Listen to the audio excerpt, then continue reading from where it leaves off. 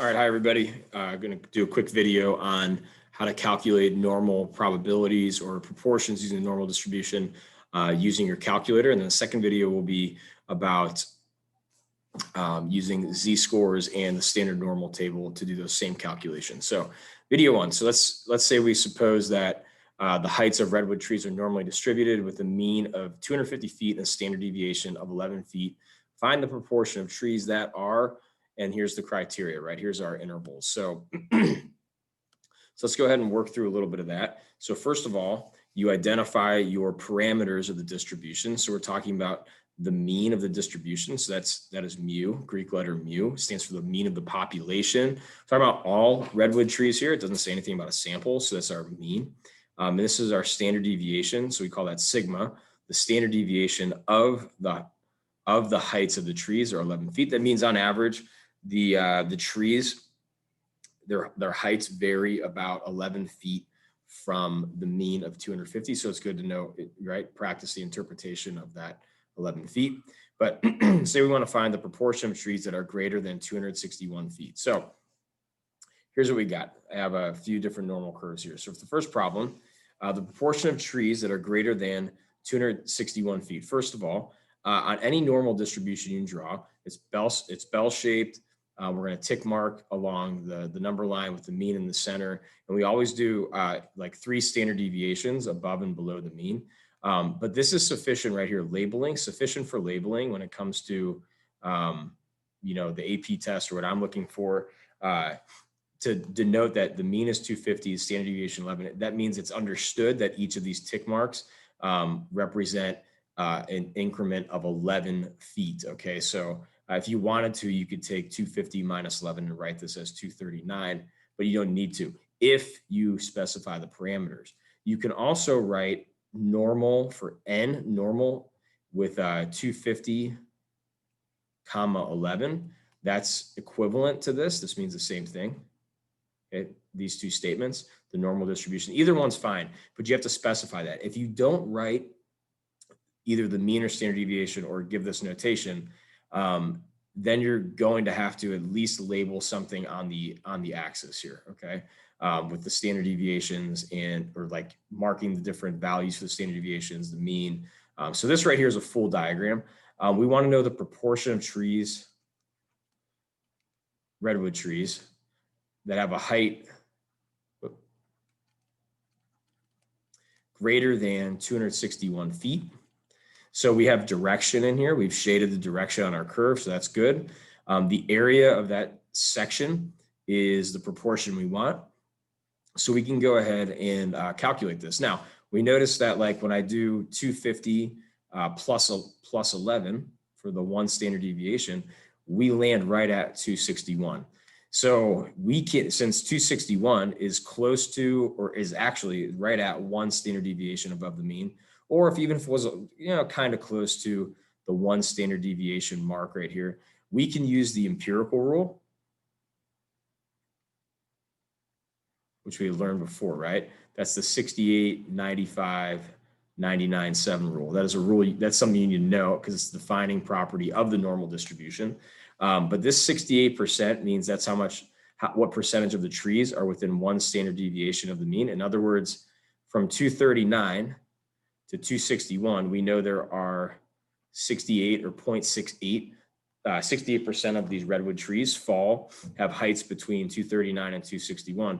95 refers to looking at the 2 standard deviations below the mean to 2 standard deviations above the mean. And we know that that's 95%. And then the other number here, 99.7, is the 99.7% of the trees have heights within 3 standard deviations of the mean.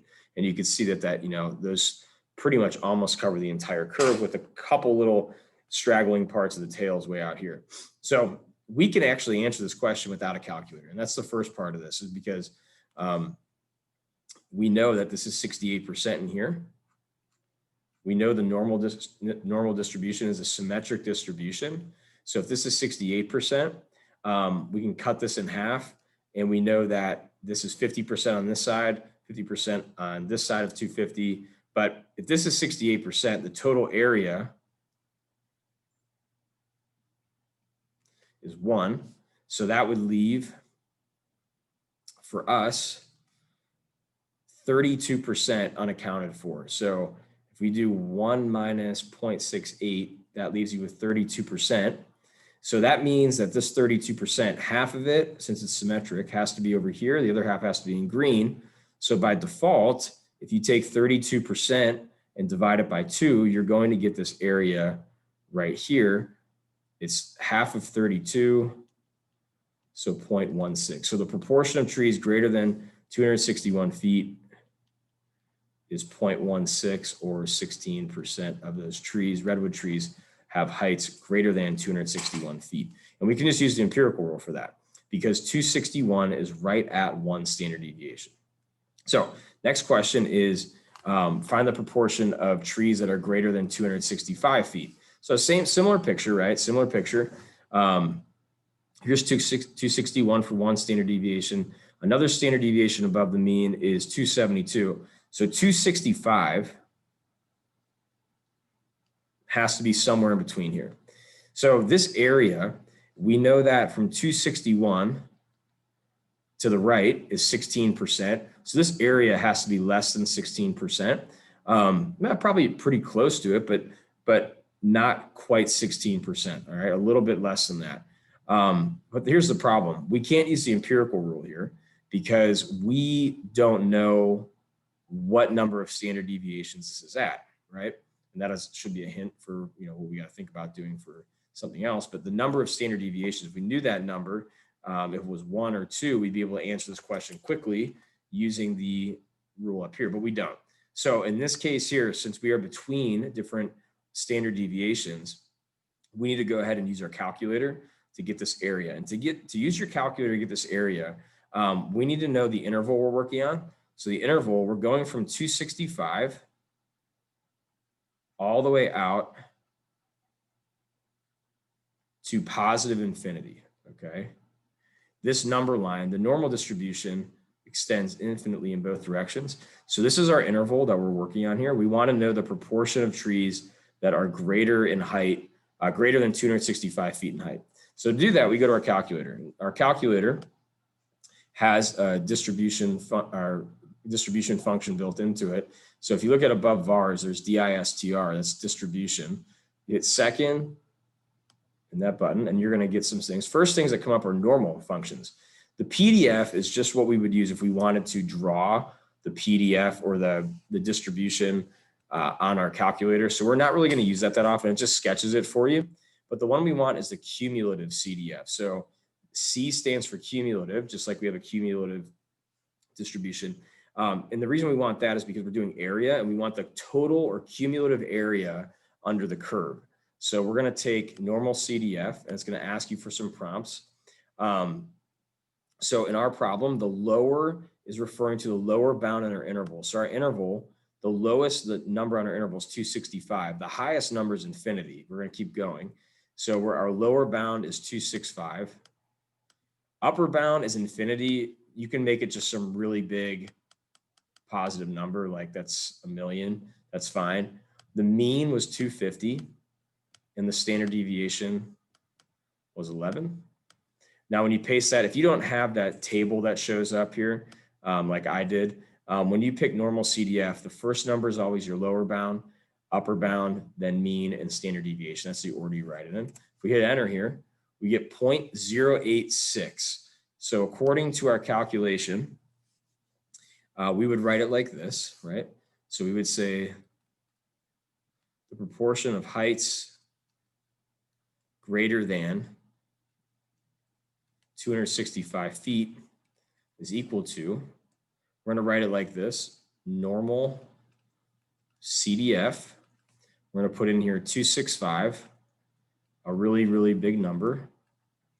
The mean, which is 250, and the standard deviation is 11. We're going to label those. So we're going to say that's the lower bound, upper bound, mean, standard deviation. If you've already labeled it like I have, it's not necessary to label here, but this is okay for showing some work if you needed to. So is the whole diagram. The bottom line is you need to draw a picture every time you do this and shade the correct area. And this comes out to be about 0.086. So about 8 0.6% of the redwood trees have heights greater than 265 feet. So all of what I'm showing you here is what's needed for a complete response on the AP exam. So we need to have direction, we need to have the parameters, we need to know it's a normal distribution, and then we need to have some answer in context, right? We have to be talking about proportions of tree heights or redwood tree heights. Okay, this one, the letter C, was about between 245 and 260. So we're gonna do this one kind of fast. I'm not gonna show all the work on this, I don't think. So let's see, if I go above, one standard deviation above is 261. So 260 is close to that. So that'd be at 260. And we have 245. So where's 245? Well, if I go one standard deviation below 250, that's 239. So somewhere right in here should be like 245. We want this area. And again, we can't find this using the empirical rule because we're not exactly at 239 or 261. If it was at 239, 261 in that interval, be 68%, and we're done. So this should be less than 68% because we're falling within the one standard deviation of the mean. So this area should total less than 68%. So what we'll do is we're gonna go normal CDF on our calculator, normal CDF. The lower bound, what interval do we care about here? We care about this interval right here.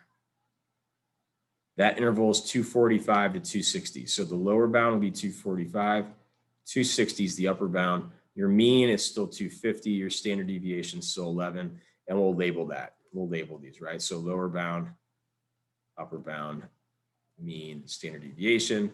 And then we'll go get this. This will be equal to our proportion of heights between 245 feet and 261 feet. So make my approximate sign here, not my equal to. So we're going to round it. So you just go back in here. So second vars for distribution. Then you go to CDF, normal CDF. Lower bound is 245. Upper bound was 261. Mean and standard deviations stay the same. There we go, 0.517. 0.517. So just about almost 52% of the trees fall in that interval right there. So 51.7% of the redwood trees have heights between 245 and 260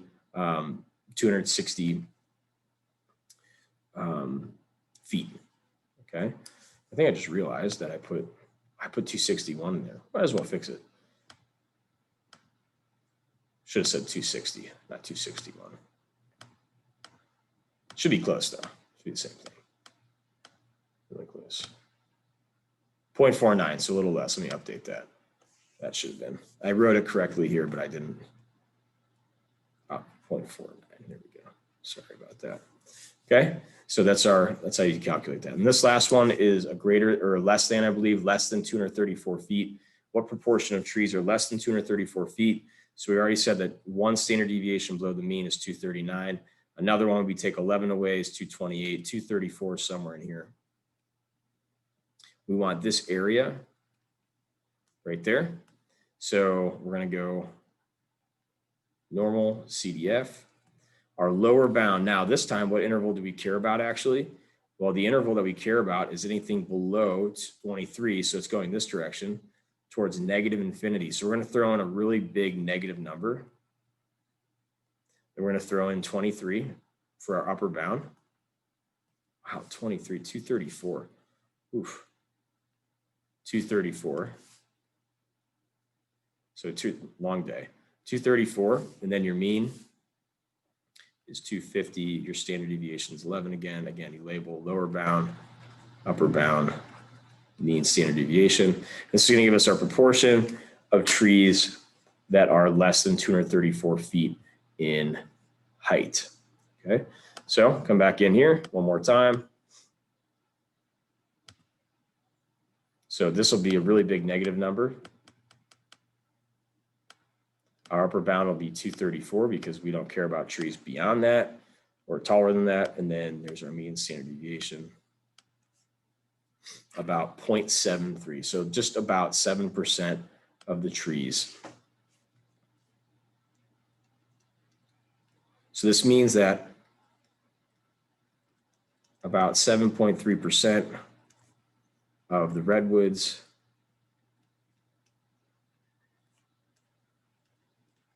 have heights less than 234 feet. And there you go. That's how you use your calculator. So you use the normal CDF to get your proportions or probabilities.